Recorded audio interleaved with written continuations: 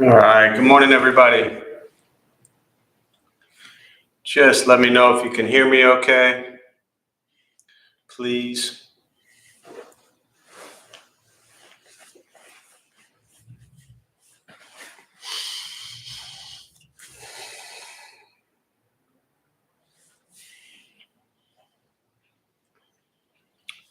Good morning. Thank you, Carla. Good morning, Bridget. All right, glad to be with you all today. If you're here for the first time, welcome. Feel free to say hello on our chat box there somewhere on your screen. Can you hear that?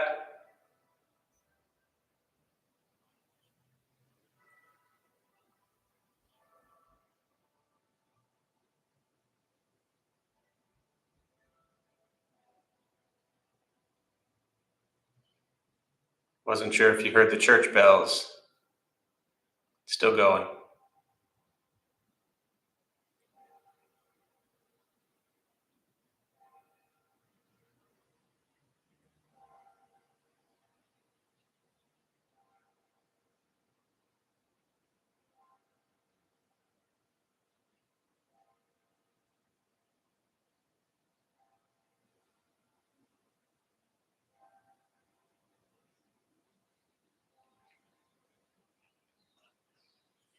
All right. Could you hear the church bells? Not sure. Anyways, just wanted to let them finish. Good to be with you all this morning. We'll go ahead and join palms as we begin. And we'll start with taking refuge. You can repeat after me. I take refuge in the Buddha. I take refuge in the Dharma. I take refuge in the Sangha.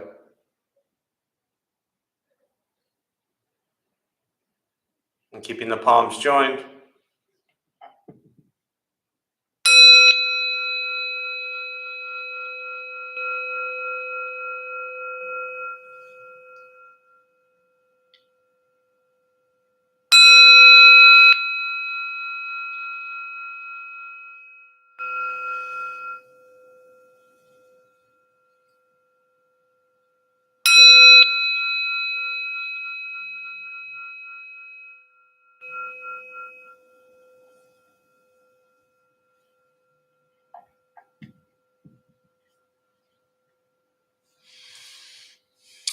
All right, you can put the palms down. Good morning, everybody. Good to be with you all on this Saturday. My name is Jeff. I am here live on location at the Dharma Bum Temple. Nice big empty space, just myself and lots of cushions and chairs and pews. But have no fear, you're all here with me. As I see your names on the chat box here, I kind of look around and I can see you in your favorite seat, smiling or looking out the window or looking down, or deep in meditative or sleep state, one or the other. So good to be with you all. I always like to take a few moments before we start the meditation and just kind of ramble about something,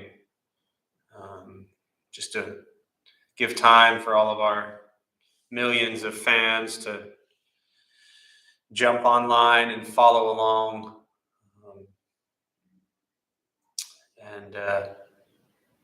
I talked about this, I think Tuesday night maybe, but again, even though the temple right now is physically empty,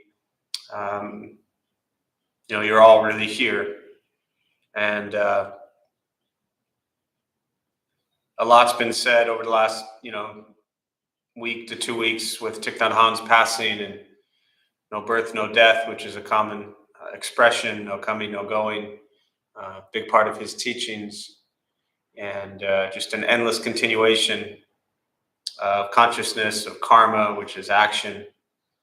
And so for me, it really represents just the ultimate Buddhist teaching on impermanence and that everything changes.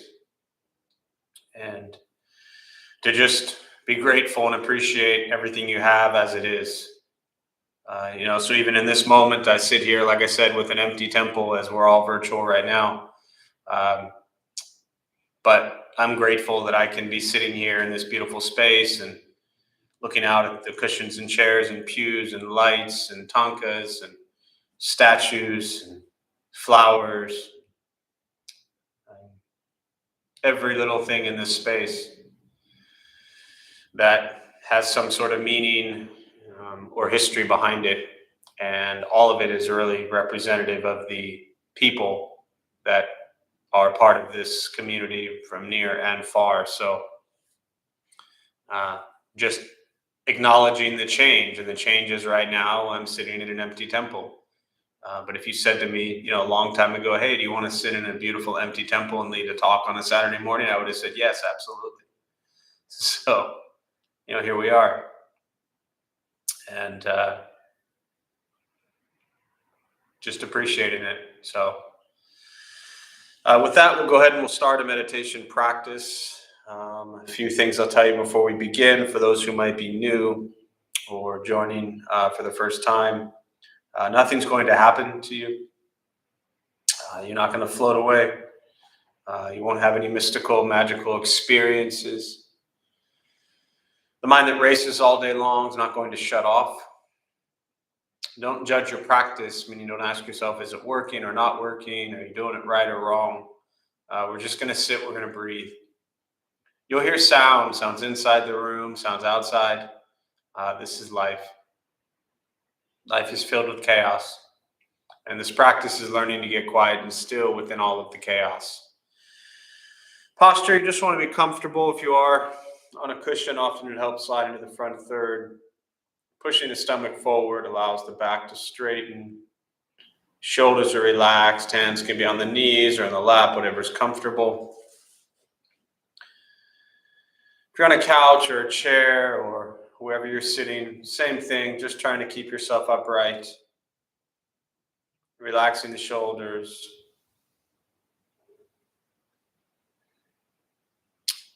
Eyes are closed if comfortable or slightly open. Mouth is open or closed. I will guide us as we begin, and we'll settle into a little bit of silence. Most important with the practice, do not expect anything. We're just going to sit and breathe.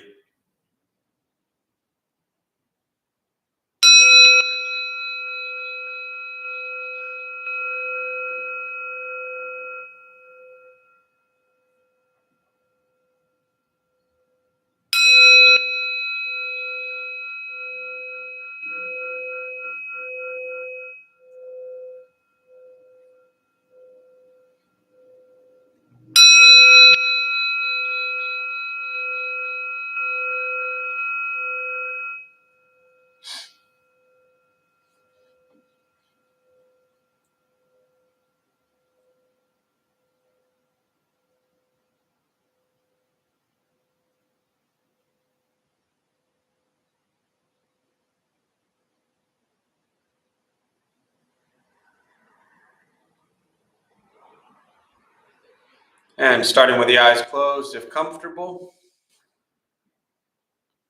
or slightly open.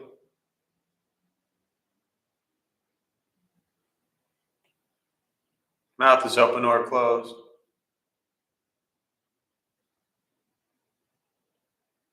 We'll start with taking 3 deep breaths, slowly.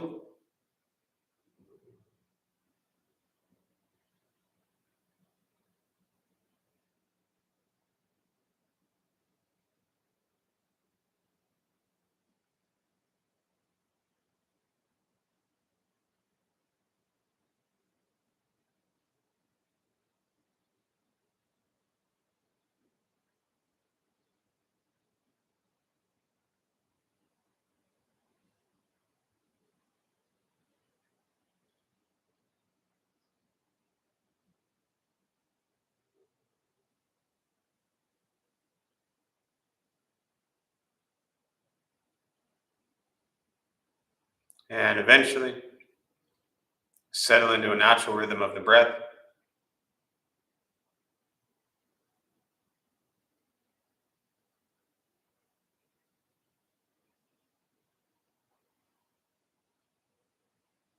Noticing the mind as it wanders, jumping from thought to thought.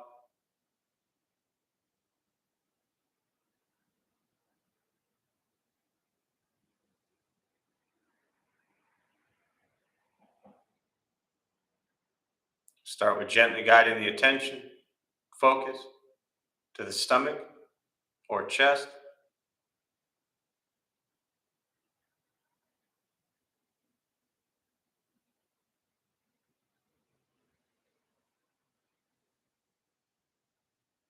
Breathing in, feel them rise.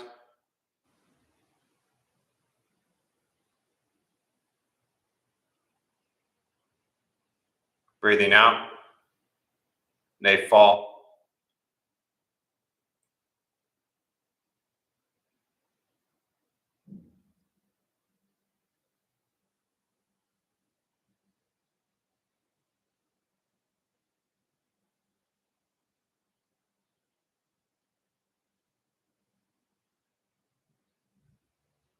Simply continue this practice,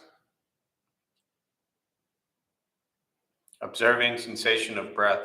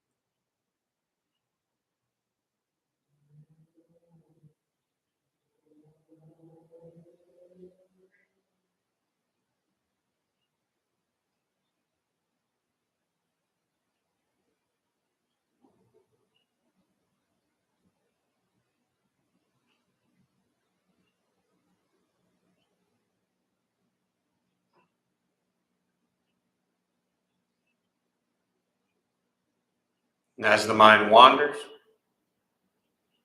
lost in thought, recognize it,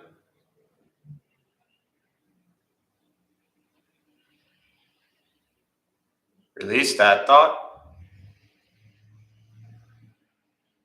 return attention, focus to the breath.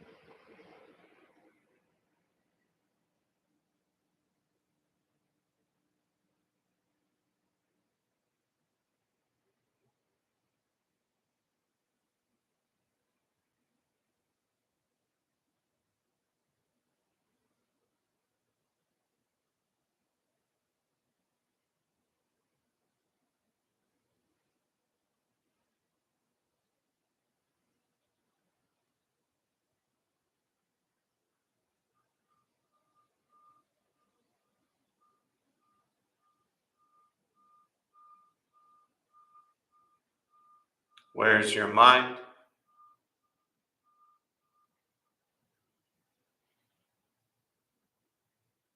Lost in thought?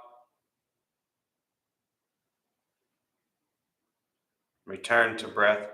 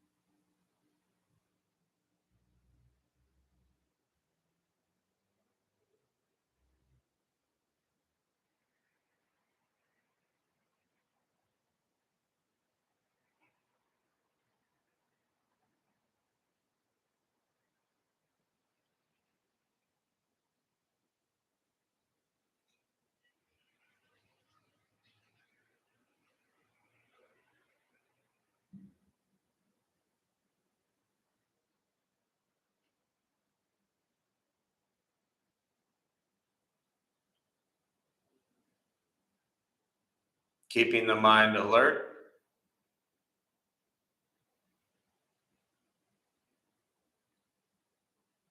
aware of each sound,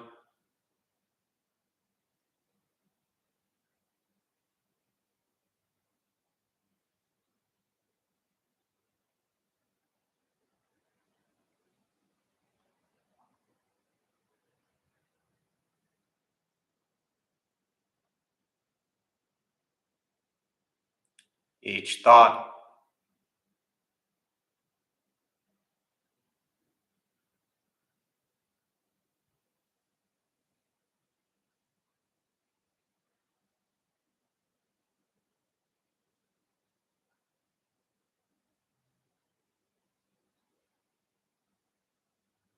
each physical sensation,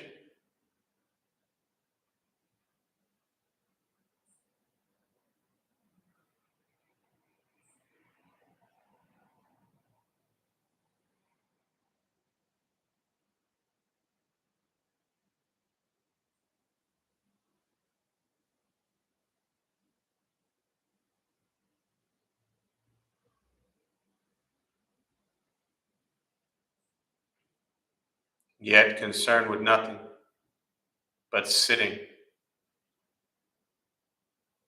breathing.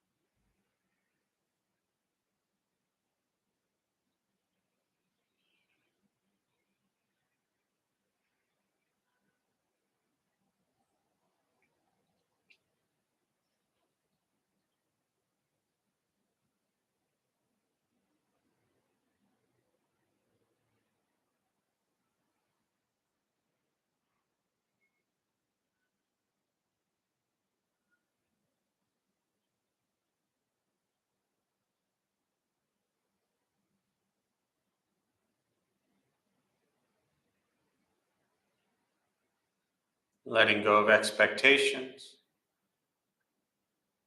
letting go of judgment from the practice, just sitting. breathing.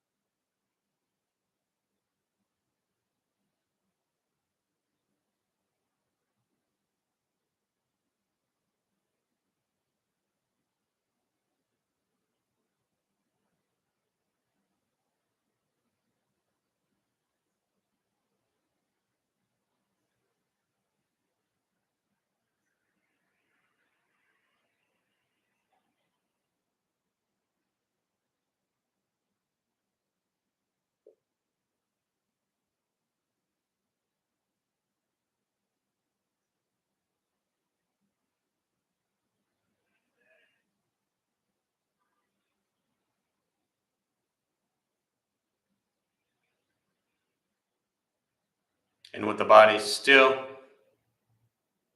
rested,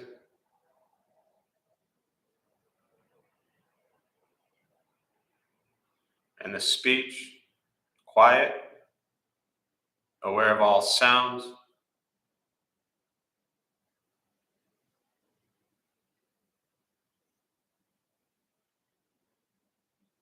and the mind learning to settle,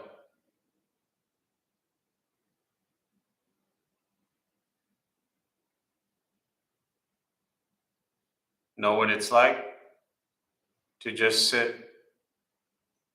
and breathe.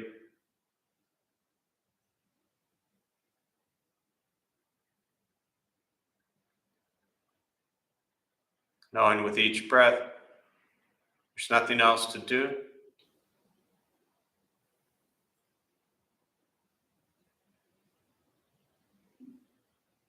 nowhere else to go,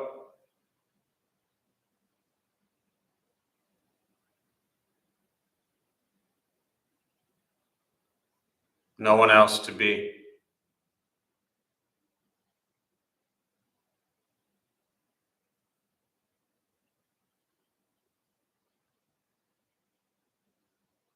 Everything beautiful, exactly as it is.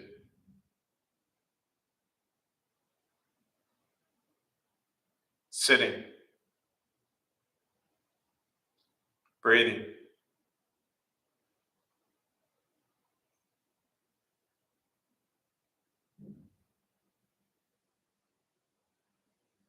and once again, taking 3 deep breaths, slowly,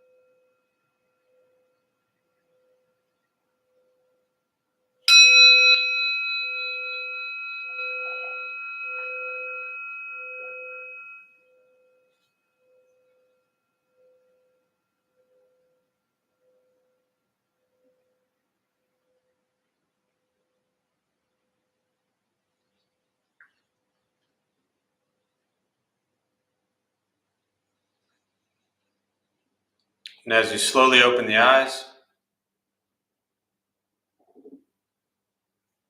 slowly beginning to move,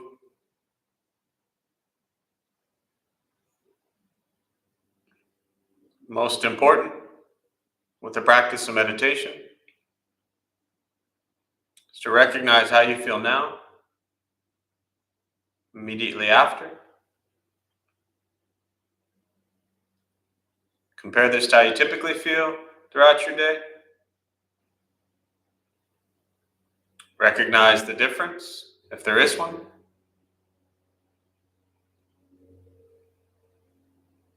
Ask yourselves how you prefer to feel every day for the rest of your life.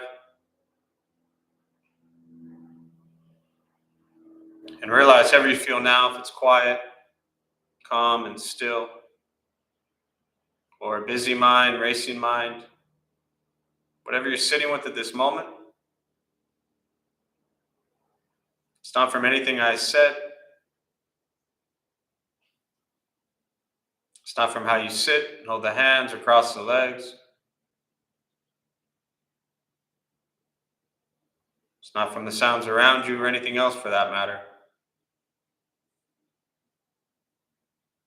It has everything to do with your own mind and your own mind's reaction to an external situation. This is what the Buddha called pratitya samuppada, means dependent origination. This is the basis of the Buddha's awakening. The word Buddha simply means awakened. He was a human being, no different than any one of us, who began to understand why he suffered, why he got angry, sad, depressed, stressed, anxious. He began to understand the causal relationship of all phenomena. And what that means very simply for all of us, regardless of where you come from or what you believe in or where you think you're going, your whole life is filled with things that happen. You react. More stuff happens. More reactions. That's it.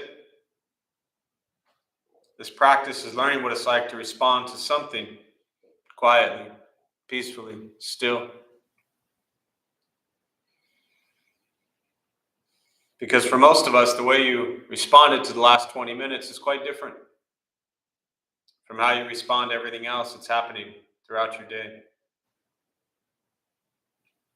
And so all we're working on is closing the gap to where the way you feel now is closer to how you feel always.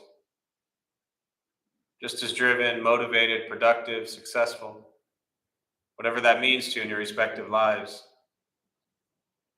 But with a mind that's steady, clear, focused, distracted by nothing, disturbed by no one. It's not an easy practice. It's not necessarily fun. Meditation is not an escape. It's direct perception into the present moment. And very often that present moment is difficult. Meditation is free. Buddhist practice free. Sitting, breathing, learning to be kind to yourself and everybody else. Once we stop trying to change, fix, control, manipulate everything around us, and we work on changing our mind and our reaction to the world around us, life gets simpler. But in reality, not much changed, except us.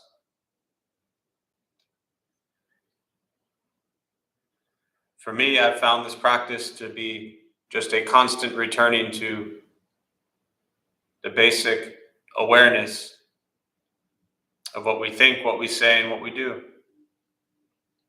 And that's all. We have that opportunity every day to be mindful of our thoughts, our words, and our actions.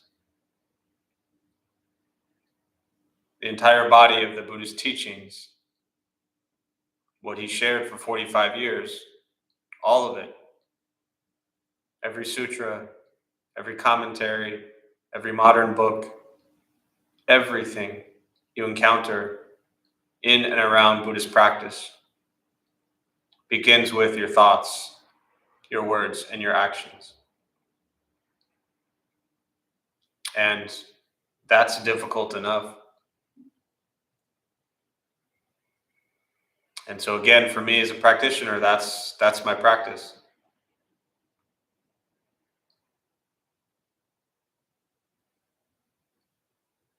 awareness of thoughts, words, and actions. And when you do that on a day-to-day basis, it can be kind of frightening at times. Or if you're someone who has a lot of unpleasant thoughts, unpleasant words, unpleasant actions, then you have the potential risk of judging yourself, critiquing yourself, hating yourself, whatever that may be. And for many people come to the practice, they've got enough of that already. So it's not about adding additional layers of difficulty, but it's about understanding that if you want to live with a healthy mind, a healthy heart, then one must become aware of what they think, say, and do. It is only through this awareness that you can begin to make changes. Typically, at first with your actions, then with your words, and then slowly your thoughts, thought patterns begin to change.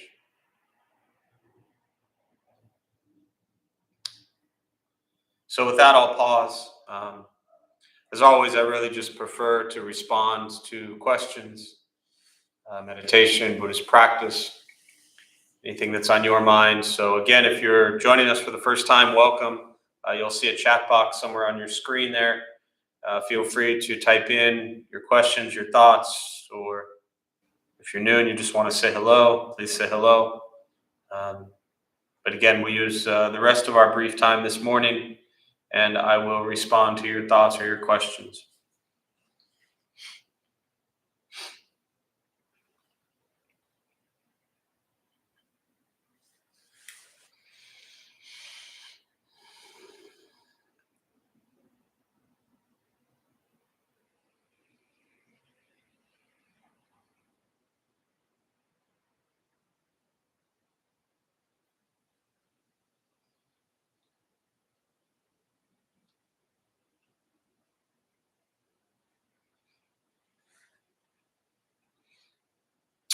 Just popped up, said my connection is unstable, and then it went away. So hopefully you're all still there.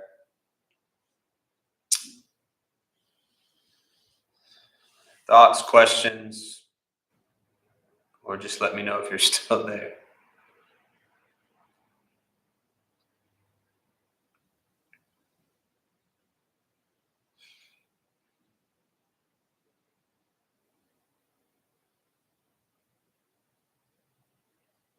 Thanks, Bridget.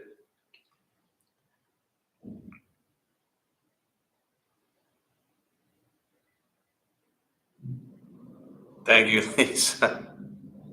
Glad we're still here. I mean, I'd be here anyways, probably still talking, but good to know you can hear me. All right. So the question, so what precisely was the Buddha doing under the Bodhi tree when he got enlightened? Is it recorded in some sutra specifically?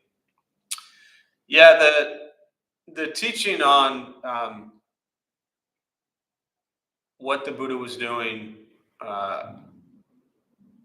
when he became enlightened, it is pretty clear. There's a couple ways to approach this.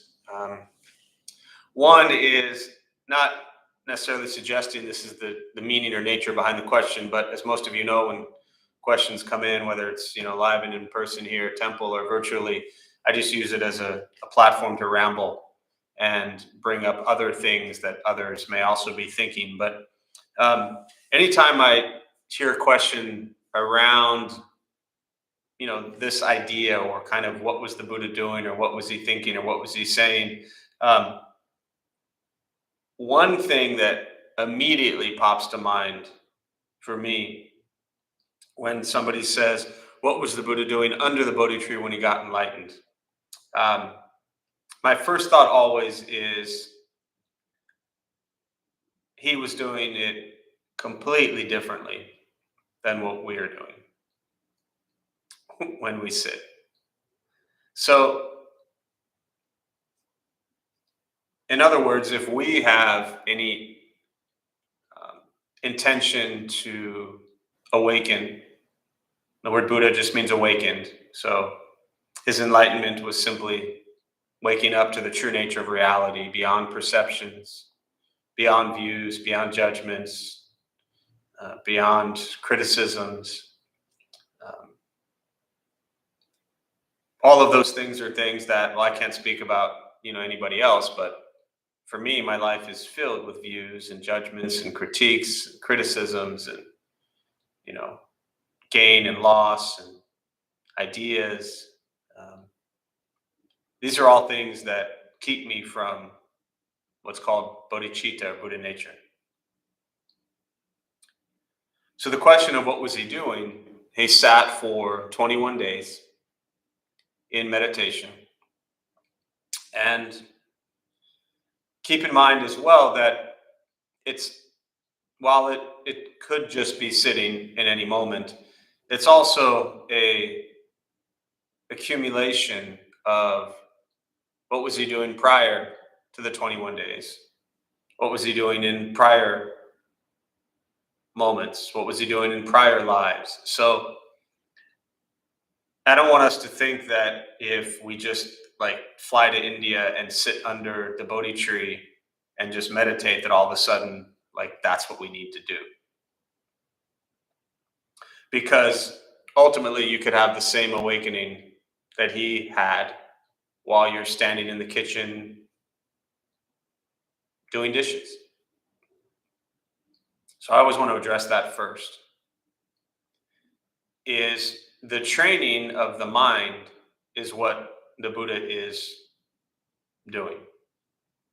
And it's said that he, during those 21 days, neutralized his karma. We tend to look at karma, which is action. We generate karma three ways: body, speech, and mind. What we think, what we say, and what we do. So we often tend to, people use this word karma as good and bad, but karma is not good or bad. It's just action.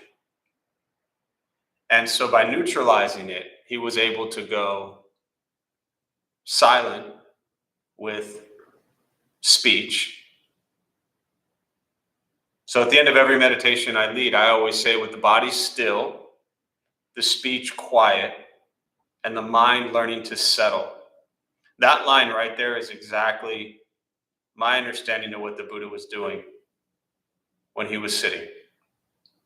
Now, physically still, the body still. That we can all do for a period of time. Is it required to be enlightened to have a still body? No. But that's what he was practicing at that moment. The body was still, completely immovable.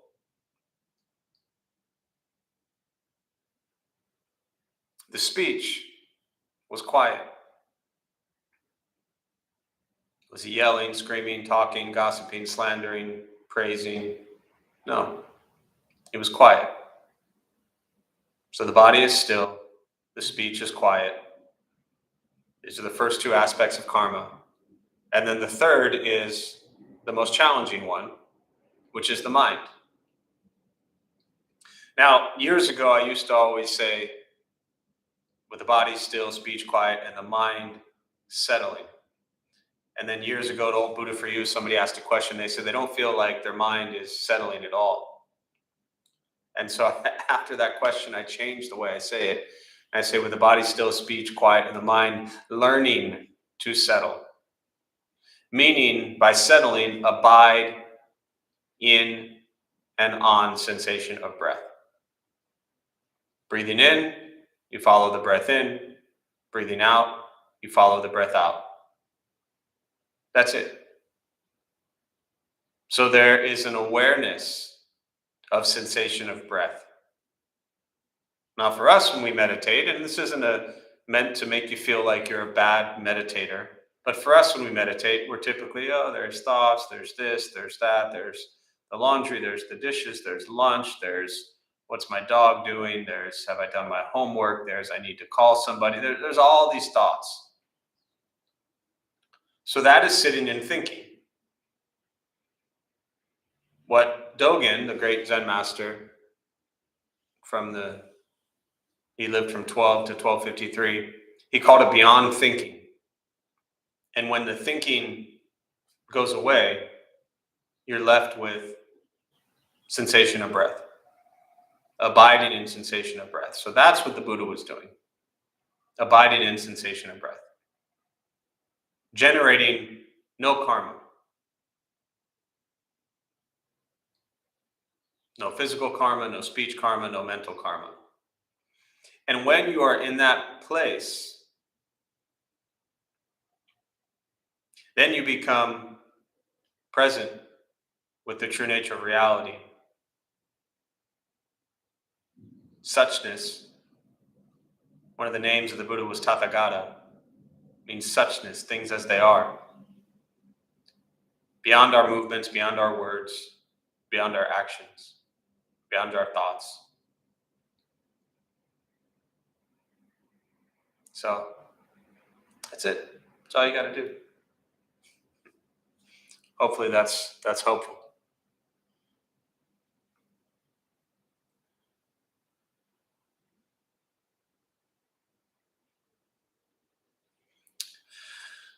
Other thoughts, questions, meditation, Buddhist practice?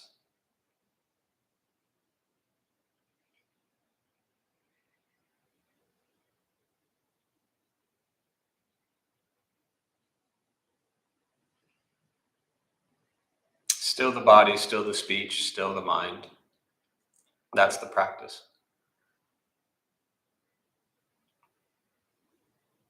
And you can break this down very simply throughout your day of just recognizing, hey, maybe I should speak less. Is it necessary? And this is the Buddhist teachings on speech, but is it necessary? Is it kind, truthful, timely? Is it gossip? Is it slander? These are all things the Buddha said to not speak about. Just try that today. So I challenge all of you, our millions of viewers, to not speak about anyone else today. It's, what time is it? It's 11:44 San Diego time. And see if you can make it to like 1 o'clock, 2 hours, or an hour and 15 minutes. 16 minutes, sorry. Without speaking about someone else.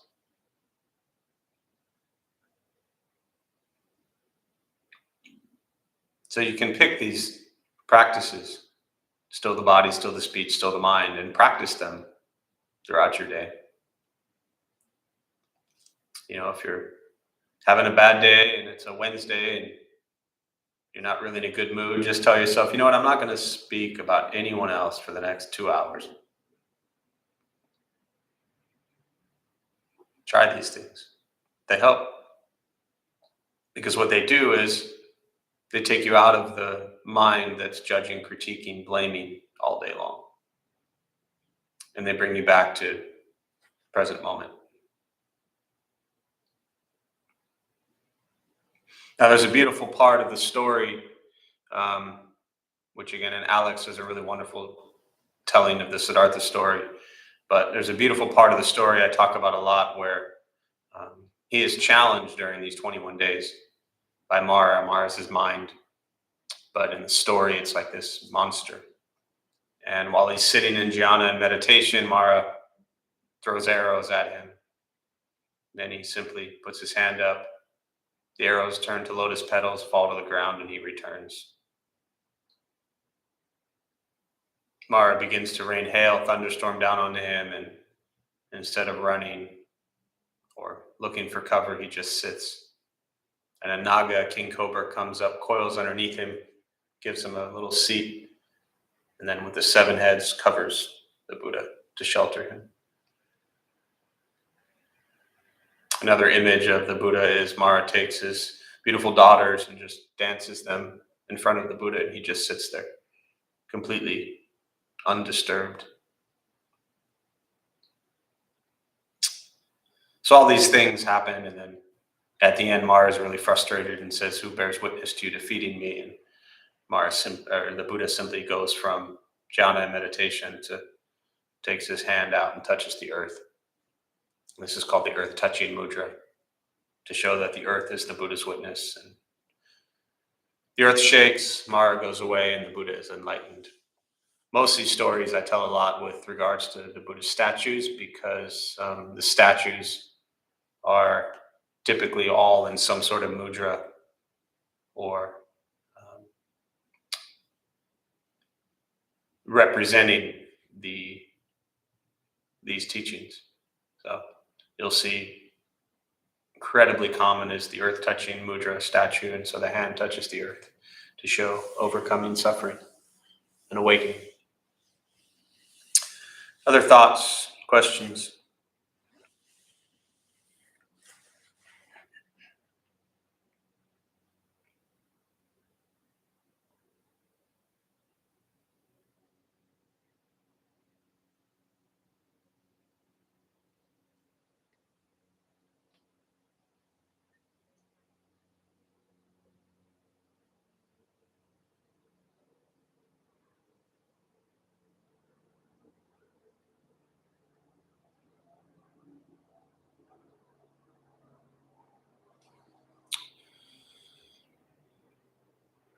Thanks for the no 2-hour gossip practice. Really good.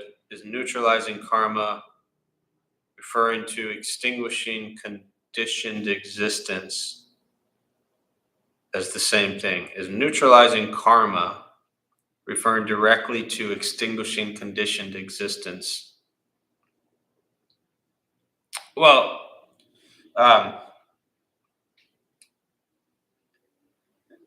really hard to know exactly what you're referring to from two sentences here, but all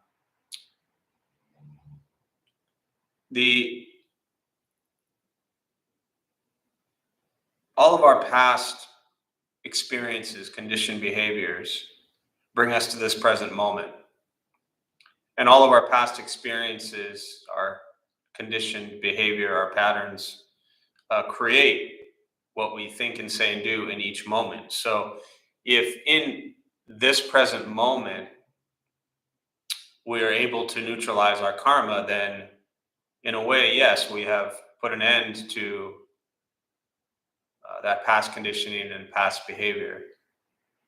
But I caution all of us, because realistically, again, I can never speak for anybody else, but this isn't happening for me anytime soon. Meaning, I'm not foolish enough to think that if I sit here and for an entire 7 seconds, I do nothing but still the body, still the speech, and still the mind. I'm not foolish enough to think that okay, that's it, I'm done. Because as soon as those 7 seconds are over, I'd go back to, wait, did I do that for 7 seconds? And that then is continuing the previous conditioned experience. So I guess if I'm understanding the question correctly, technically, sure. But I just caution us on these intellectual interpretations or understandings, which are very different from putting it into practice. We look at the simple question or the simple comment about, no gossip for 2 hours. Well, the only reason that sounds so wonderful is because it's incredibly rare that we ever do that. So if we don't gossip for 2 hours, that's wonderful. But that hasn't put an end to all the past karma that we've generated from gossip. Because after 2 hours, 2 hours and 1 minute, we go back to gossiping, then we just pick it up again. So I find it more beneficial, more practical to say I'm going to work on this in each moment, not necessarily tying it to, am I, neutralizing all my karma and cutting off past conditioned experiences. I just don't find that beneficial at all. I just say, can I work on right speech in this moment?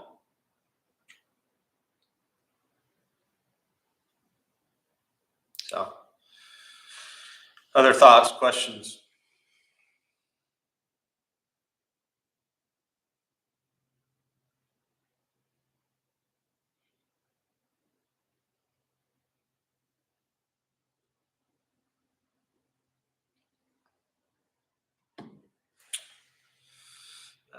Cynthia, hello. Sounds like we need to be extremely mindful. Yeah, absolutely. And that's, the word mindfulness, which is,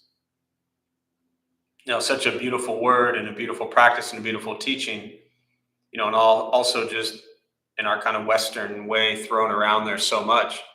Um, it's important to really bring mindfulness as a practice deeply into every moment, as you're saying. Um, Not just kind of when we want to. So it's the mindfulness practice is becoming fully present with what we're doing in each moment. That's where again Thich Nhat Hanh's teachings and so many beautiful teachings around the mindfulness of eating and the mindfulness of washing dishes and the mindfulness of cleaning. You could clean your room mindfully. You can eat mindfully, wash dishes mindfully. All these things um, are opportunities to practice being present. So yeah.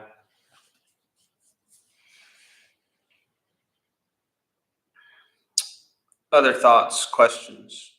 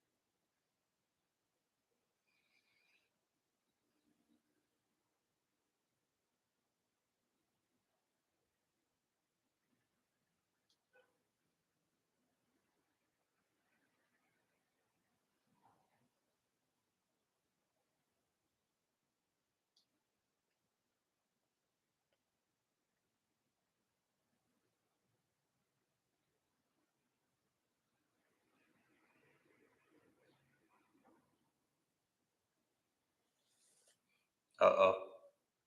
Did I lose y'all? Oh, no, maybe not. Okay. We'll do one more question if anybody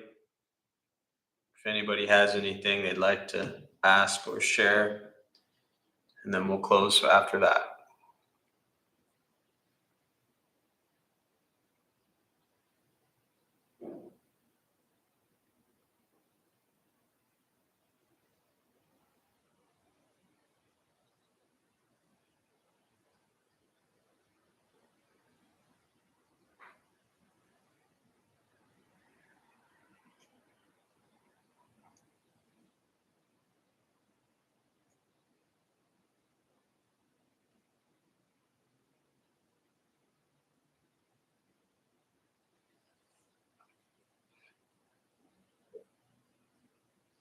And I can end here as well.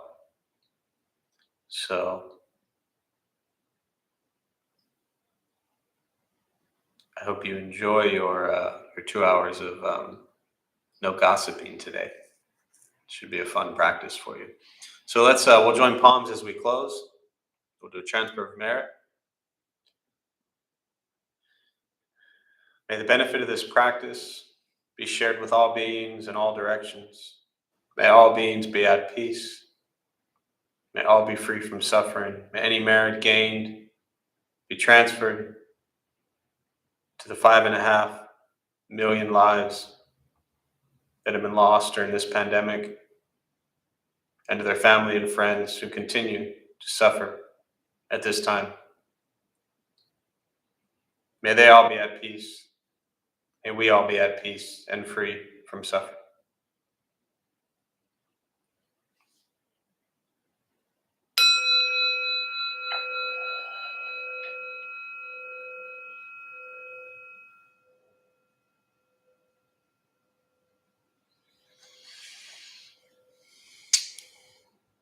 So a few quick announcements before you head off. Thanks for being here. My name is Jeff. I'm a Dharma bum. We opened up this temple 15 years ago to bring Buddhist practice to those who show up. Those of us who lead, we're not monks or nuns, we're not gurus or masters or teachers. We're not looking for students, we're just practitioners. We do our best to take our understanding of Buddhist teachings and put it into terms that hopefully make sense to those who show up. Just about every night we have different practices going on. We shut down. I was just thinking this earlier today. Here we sit in February and March 12th, 2020. So next month will be 2 years since we initially closed the temple. We did open up for 6 months from this past July to January. And then we shut down again about a month ago. So made me realize that in 2 years, 24 months, we've been closed for 18 of them.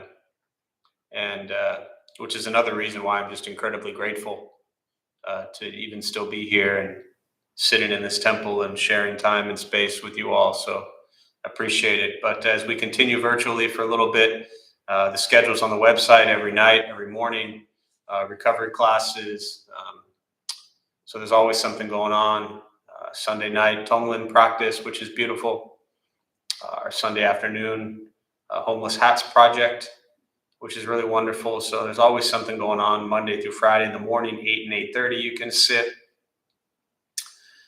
We don't have a time yet for when we will reopen.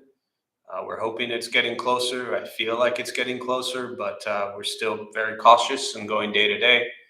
We do not want to do anything that brings lots of people together and puts people at risk. So we'll stay cautious. Buddha for You, same thing, is also closed. You can go to the website there. Just Google Buddha for You. You'll find it. And anything you want, you can purchase online, have it shipped, or schedule to pick it up curbside. So other than that, I just thank you all for being here. I wish you well. Please be safe. And we'll see you soon.